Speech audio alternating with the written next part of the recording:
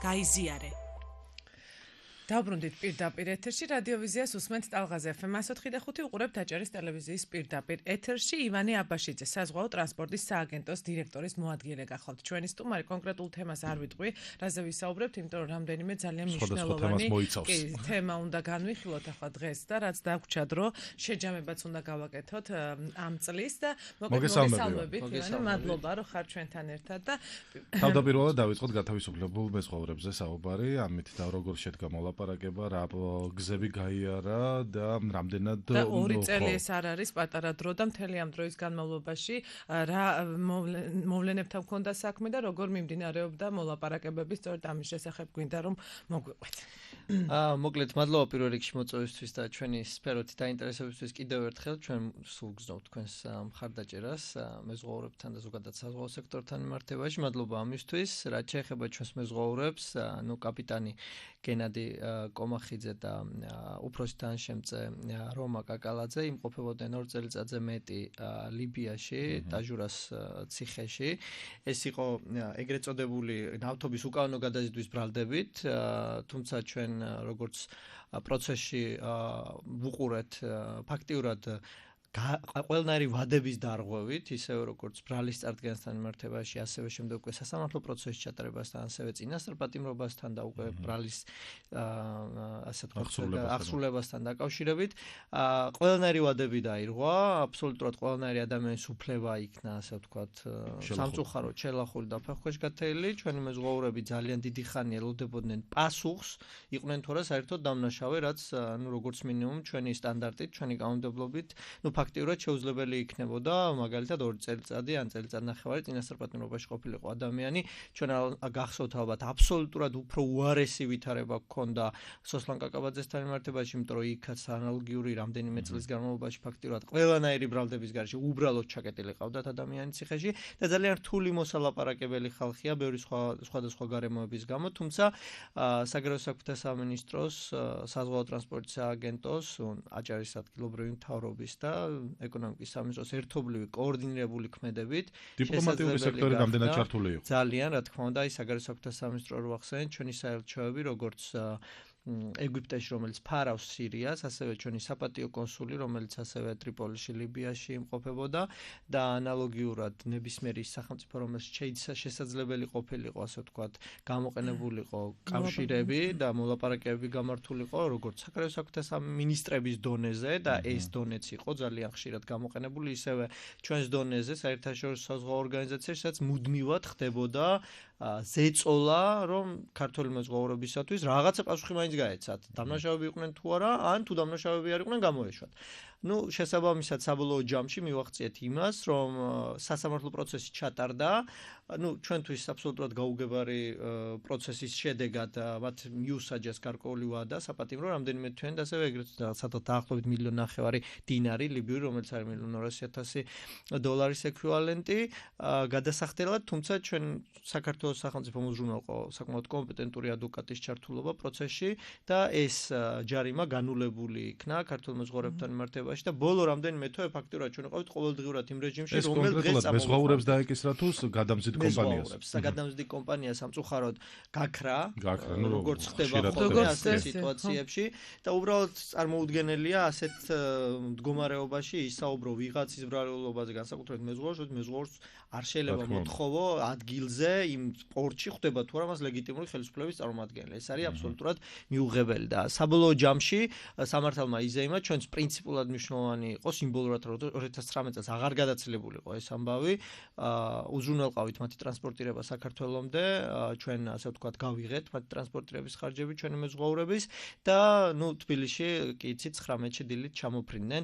ახლანდელი მდგომარეობით არც ერთი ქართული მეზღვაური აღარ რჩება არც ერთ კონფლიქტურ და რთულ რეგიონში ასეთი ტიპის ტყვეობაში ვიტყოდი, რამდენადაც იცით, რამდენიმე დღის წინ ასევე გათავისუფლდა მეზღვაური, რომელიც მეკობრეებმა გაიტაცა და დაახლოებით 20 დღის განმავლობაში იმყოფებოდა დასავლეთ აფრიკაში.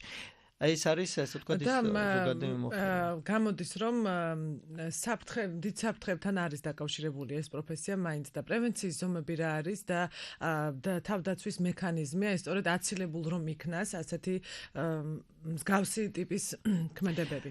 ნუ როგორც იცით ჩვენ მუდმივ რეჟიმში ვაწარმოებთ მეზღვაურების კონსულტირებას როგორც ონლაინ ისე ასე ვთქვათ პირადი კონსულტაციებით იურიდიული დახმარების სერვისი ჩვენთან აბსოლუტურად უფასოა მეზღვაურების მუშაობს 24 საათიანი ცხელი ხაზი მეზღვაურებისათვის ფაქტიურად ჩვენ ვითავსებთ ეგრეთ წოდებული პროფკავშირების ფუნქციასაც და ძალიან მჭიდროდ ასე ვთქვათ ვართ კავშირში მეზღვაურთა პროფკავშირებთან ასევე და ძალიან მნიშვნელოვანია რომ მეზღვაურებმა იცოდნენ თუ რა კონტრაქტს აწერენ პირველ რიგში ხელს და რა პირობებით აწერენ ამ ხელს. მე კიდე ერთხელ ვამბობ და ყველა ეთერში ამას აღნიშნავ, რომ არც ერთი ეკონომიკური გაჭირვება, არანაირი ეკონომიკური გაჭირვება არ ღირს იმად, რომ საკუთარი თავი ჩავიგდოთ საფრთხეში, იმიტომ რომ ნუ ეს უბრალოდ შეუძლებელია რაიმეთი დასაბუთდეს, ეხა ის კონფლიქტურ რეგიონში შესვლა, ნაოსნობა და ეს ზოგადად მე არ ვამბობ, რომ მეზღვაურებმა ვთქვათ პოლიტიკური სიტუაცია ძალიან დეტალურად უნდა იცოდნენ იქ, ეს არ არის მეზღვაურების საქმე, მეზღვაურები არიან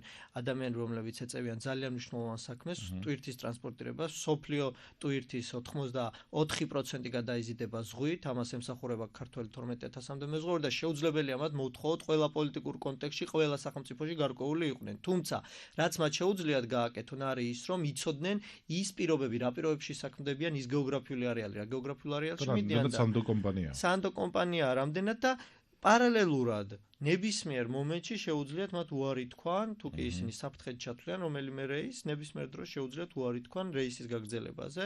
ჩვენ გქონდა შემთხვევა მაგალითად აი ამ შემთხვევის შემდეგ მალტიდან აპირებდა კიდევ ერთი გემი წასვლას ლიბიისკენ და ნუ ფაქტიურად ჩვენ შევძელით დაკავშირება რეიდზე იდგა ეს გემი და ნუ იგივენაირი ასე ვთქვათ პრობლემის წინაშე ვარ დამდგარიყავით, გავაფრთხილეთ ქართველი მეზღვაურები უკვე ჩვენი ინიციატივით და ვეცადეთ რომ მათი ასე ვთქვათ პრევენცია მოგვეხდინა, საბედნიეროდ დაგვიჯერეს, ნუ აღარ მომხდარა მათი ასე ვთქვათ ნაოსნობა, შესაბამისად ქართველი მეზღვაურები კიდევ ერთ ასე ვთქვათ პრობლემას აერიდნენ. ნუ ზოგადად თავარი არის პირობები და უფლებები, რაც მათ გააჩნიათ. ამას ჩვენ ყველა, ასე ვთქვათ, ფორმატში ვუხსნით, როგორც საინფორმაციო ბუკლეტების საშუალებით, ისე პირადი კონსულტაციებით, ისე ონლაინ კონსულტაციებით, ჩვენი Facebook-ის გვერდზე, მაგალითად, ოფიციალურ გვერდზე 24 საათის განმავლობაში ხდება მიმოწერა, იმიტომ რომ ჩვენი მეზღვაურები სხვადასხვა სასაათო სარტყელში ყოფიან და შესაბამისად ჩვენ ყოველ წუთიერად მათთან ვართ კავშირზე და არ არის არც ერთი ასე ვთქვათ მესიჯი, რომელსაც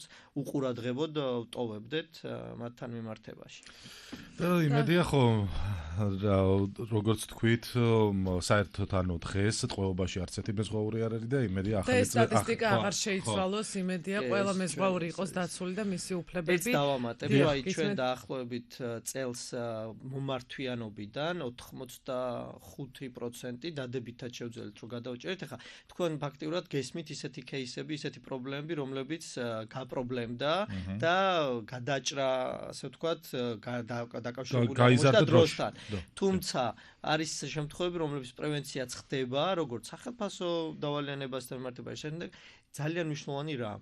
სახელმწიფო ინსტიტუტებს შორის კოორდინაცია, როგორც არის საზღვაო ტრანსპორტის აგენტოსა და საგარეო საქმეთა სამინისტროს შორის იძლევა შედეგებს და ეს პოლიტიკური ნებაც არის, რომ ასეთ დონეზე იყოს ქართული მეზღვაურები დაცული, იმიტომ რომ იცით 9 მილიარდი ლარის ეკონომიკური სარგებელი მოგვთ მეზღვაურებს. და ახლა აუცილებლად უნდა შევხვდეთ თემას საქართველოს დელეგაცია ეკონომიკისა და მდგრადი განვითარების მინისტრის ნათია თურნავას ხელმძღვანელობით საერთაშორისო საზღვაო ორგანიზაცია IMO-ს ასამბლეით რიგით 31 სესიას დაესწრო. ამ სესიაზე ძალიან საინტერესო და მნიშვნელოვანი საკითხები იქნა განხილული და ასე ჩქარა იმიტომ ვლაპარაკობ რომ მინდა თქვენ მოგწოდოთ და აი მნიშვნელოვან საკითხებზე რომელიც ძალიან სასარგებლო იქნება ჩვენი ქვეყნისთვის ამაზე მინდა რომ ისაუბრო. მადლობა ამ თემისთვის. როგორც უკვე აღნიშნეთ, ესე იგი ქალბატონი ნათია თურნავას მეთაურობით და ოსნობით იყო ეს დელეგაცია, რომელშიც შედიოდა ჩვენი საზღვაო ტრანსპორტის სააგენტოს დელეგაცია, თამარი ოსელიანი დირექტორი და ნუ ჩვენი ასე ვთქვათ თანამშრომლებისგან შედგებოდა ჯგუფი.